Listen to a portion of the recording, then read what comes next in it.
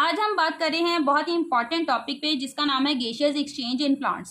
Basically ये topic जो है 9 क्लास और 10 क्लास के लिए लॉन्ग क्वेश्चन के लिहाज से बहुत ही इंपॉर्टेंट है और ये अक्सर लॉन्ग क्वेश्चन के तौर पे ही पेपर में आ जाता है फॉर 4 मार्क्स और फॉर 5 मार्क्स। अस्सलाम वालेकुम, कैसे हैं आप सब? उम्मीद करती हूँ आप सब खैरियत से होंगे। Welcome to my YouTube channel Rashid academy, जहाँ आपको बेहतरीन तालीम के साथ अच्छे मटीरियल के साथ टिप्स और ट्रिक्स के बारे में भी साथ साथ गाइड किया जाएगा।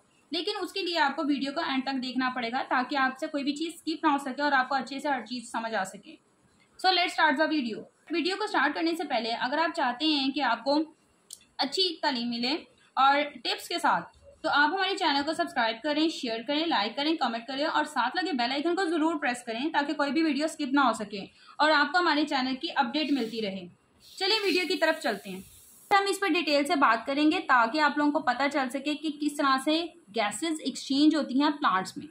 ये जो आपको स्ट्रक्चर नज़र आ रहा है, बेसिकली ये आपका लीफ का स्ट्रक्चर है, जिसके अंदर ये ऊपर वाली ये इस लेयर को जिसको मैं हाईलाइट कर रही हूँ ये आपके अपर एपिडर्मिस है, जबकि ये आपकी जो निचली वाली जितनी लेयर्स हैं, ये जो आपके सारी लेयर है, इसको हम लोअर एपिडर्मिस कहते हैं। Upper epidermis and lower epidermis, ये आपके लीफ की सरफेस है। अब गैसियस एक्सचेंज जब नाम आ जाता है तो गैसियस एक्सचेंज का मतलब होता है गैसेस का तबादला। मतलब ऑक्सीजन और कार्बन डाइऑक्साइड कितनी ज़्यादा प्लांट्स के लिए ज़रूरी है, कब कब जाती है, कब कब आती है, क्या टाइम है, सब कुछ एक प्लांट को किस तरह से नीड होती है, किस तरह से उसमें वाटर की कंसंट्रेशन और डे एंड नाइट में किस तरह से उसे बाकी आयंस की कंसंट्रेशन किस तरह से उसको मेंटेन रखनी पड़ती है और अपने आप को लाइव रखना पड़ता है। बेसिकली इसके लोअर एपिडर्मिस के ऊपर कुछ सेल्स पाए जाते हैं जिन्हें हम गार्ड सेल्स बोलते हैं। इन गार्ड सेल्स का क्या काम होता है? इन गार्ड सेल्स का काम होता है कि वाटर की कंसंट्रेशन को अंदर लेके जाना और वाटर की कंसंट्रेशन को बाहर निकालना और कुछ देर के लिए बंद हो जाना। अब ये कुछ देर क्या कहलाती है? बेसिकली इसमें होता ये है कि ड्यूरिंग डे, दिन के टाइम क्या होता है कि ये क्या करते हैं, गार्ड सेल्स खुल जाते हैं। खुलने से क्या होता है, इनमें वाटर की कंसंट्रेशन बढ़ती है, इनमें वाटर की कंसंट्रेशन इंक्रीज हो जाती है। ये क्या करते हैं, अब यहाँ पे मैं आपको एक चीज़ बताती चलूँ कि इसका ये जो पार्ट है, ये आपको बीन शेप में नज़र आ रहे हैं, ये बेसिकली स्टोमा कहलाते हैं और ये stoma he open and close होता है। अब ये क्या होगा, जैसे ही इनको पानी दिया जाएगा, सुबह है, सुबह का टाइम है, आपका प्लांट है, आपने उसको पानी दिया, पानी देने के बाद उसको सनलाइट की भी ज़रूरत है। अब सनलाइट में आपको पता होना चाहिए कि सनलाइट के अंदर फोटोसिंथेसिस का प्रोसेस होता है। फोटोसिंथेसिस के प्रोसेस के अंदर क्या होता है कि वो जो पानी की कंसंट्रेशन है अंदर जाती है, ये स्टोमा खुल जाते हैं, पानी अंदर जाता है। पानी अंदर जाने से क्या होता है, यहाँ पे मौजूद कुछ जाइलम सेल्स होते हैं जिनका काम ही क्या होता है, पानी को लेना और उसको आगे पहुँचाना। ये जाइलम सेल्स क्या करते हैं, पानी को इनटेक लेते हुए इसको मेसोफिल सेल्स के अंदर स्प्रेड आउट करती हैं। जब ये मेसोफिल सेल्स के अंदर जाते हैं तो मेसोफिल सेल्स के अंदर जाने से ये उधर पानी की कंसंट्रेशन बढ़ाते हैं और ये mesophyll cells large surface area रखती हैं, जिनकी वजह से क्या होता है कि ये पानी जो इनके पास, जो कंसंट्रेशन इनके पास होती है, ये क्या करते हैं, फर्दर लीफ के ऊपर थ्रू अपर एपिडर्मिस लीफ पे लेके आते हैं, जिनसे यहाँ पे एक प्रोसेस होता है जिसको हम कहते हैं ट्रांसपायरेशन। ट्रांसपायरेशन बेसिकली एक ऐसा प्रोसेस है जिसके अंदर हम देखते हैं कि ट्रांसपायरेशन में पानी का लॉस होता है from the upper surface of leaf. इसमें क्या होता है, जो डे टाइम में आपने पानी का इनटेक लिया होता है, जाइलम क्या होता है, वो सारे मेसोफिल सेल्स तक वो पानी को इनटेक पहुंचाता है। वो mesophyll cell large surface area रखते हुए अपर एपिडर्मिस को क्रॉस करते हुए अपर सरफेस से ट्रांसपायरेशन के थ्रू एवेपोरेशन प्रोसेस होता है। और एवेपोरेशन प्रोसेस बेसिकली एक ऐसा प्रोसेस होता है जिसके अंदर हम पानी को आबी बुखारात की सूरत में हवा के अंदर पहुँचाते हैं। जिनसे आप देखते हैं कि जहाँ पे आप ग्रीनरी देखते हैं, जहाँ पे आप ज़्यादा सब्ज़ा होता है, वहाँ का आपको ठंडा ठंडा फील होता है, जस्ट बिकॉज कि वहाँ पे ट्रांसपायरेशन होती है। और ये गार्ड सेल्स जो कि जाइलम को और देन मेसोफिल सेल्स और वो आगे जो सरफेस के ऊपर वो पानी जाता है उसकी वजह से वो प्रोसेस हो रहा और एनवायरनमेंट के अंदर और हवा के अंदर वो चीज़ जारी होती है। इसके साथ साथ अब हमारे गार्ड सेल्स, अब ये जो हमारे स्टोमेटा थे उन्होंने पानी के इनटेक कर दिया। अब ये क्या होता है कि ये हो जाते हैं डे टाइम में काम करते हैं, रात के टाइम हो जाते हैं बंद।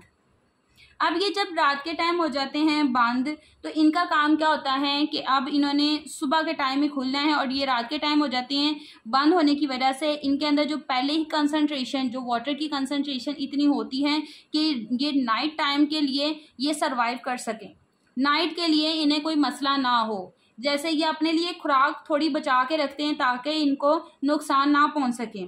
तो ये क्या करते हैं, वो जो बची जो कंसंट्रेशन होती है इनके अंदर वो इनको पास रखते हैं, स्टोर रखते हैं। नाइट टाइम जब ये गार्ड सेल्स बंद होते हैं, गार्ड सेल ये उसी तरह काम करते हैं जिस तरह आपके स्कूल्स में गार्ड होता है, वो गेट से उन्हीं बच्चों को अंदर आने देता है जो स्कूल में पढ़ते हैं, अदरवाइज वो उन बच्चों को अंदर नहीं आने देता जिनकी उनको ज़रूरत नहीं, और वह स्पेशल टाइम के लिए ही खुलता है और स्पेशल टाइम के लिए ही बंद होता है।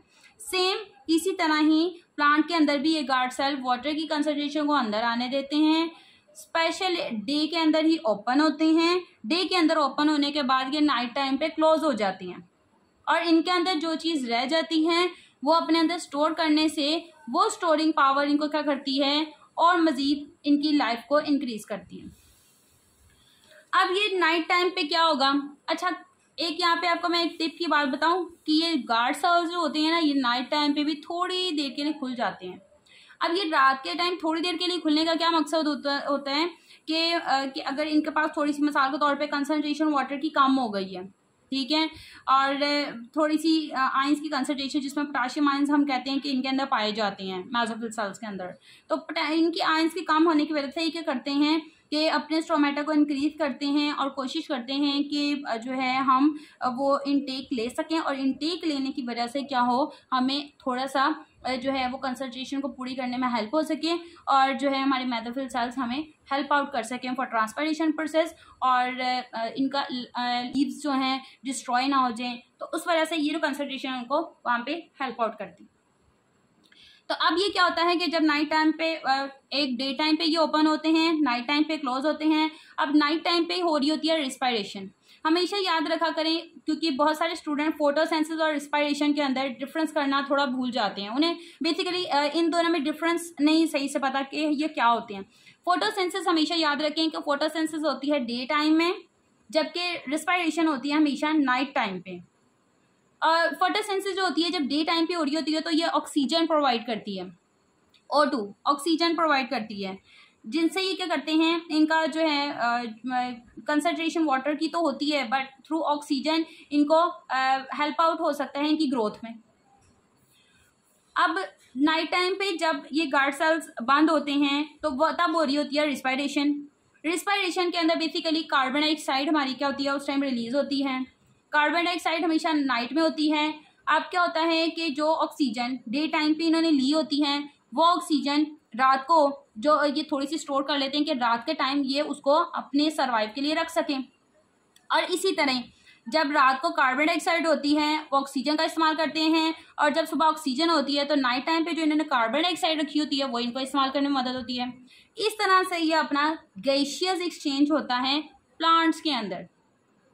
तो अब आपको अच्छे से समझ आया होगा कि किस तरह से ये गार्ड सेल्स, ये एपिडर्मिस, ये जाइलम इनटेक करती है वाटर का, मेसोफिल सेल्स उनकी कंसंट्रेशन को किस तरह से स्टेबलाइज रखते हैं, एंड थ्रू ट्रांसपायरेशन प्रोसेस किस तरह से ये इसको हेल्प आउट करता है एवेपोरेशन प्रोसेस के थ्रू वाटर का लॉस करने में, और किस तरह से ये अपने मेंटेन कर लेते हैं वाटर के टेम्परेचर को। अगर ये ट्रांसपायरेशन ना हो तो ये तो लीव डेड हो जाए और ये सर्वाइव ना कर सकें, तो इस वजह से ट्रांसपायरेशन का प्रोसेस होना लाजमी है।